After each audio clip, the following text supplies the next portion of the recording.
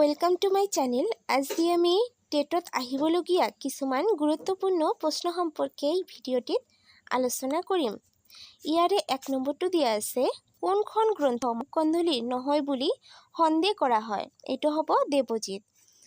2 number কোৱেশ্চনটোত দিয়া আছে শংকৰদেৱৰ কছাৰীৰ উপদ্ৰৱ সহিব নোৱাৰি প্ৰথমতে ক'ত আশ্ৰয় লয়। এইটো হ'ব গাংমুত। 3 নম্বৰটো দিয়া আছে শংকৰদেৱক ভাগৱতখন দিয়া লোকজন কোন। আনসাৰটো হ'ব জগদীশ মিশ্ৰ।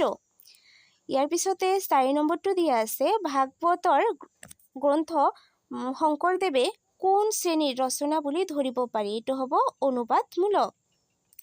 5 নম্বৰটো দিয়া আছে ভাগৱতৰ একেবাৰে চমু সংস্কৰণ গ্ৰন্থখন কি। এইটো হ'ব গুণমালা। ইয়াৰে পিছত 6 নম্বৰটো দিয়া আছে শংকৰদেৱৰ প্ৰথম কাব্যখনৰ নাম কি। আনসাৰ হ'ব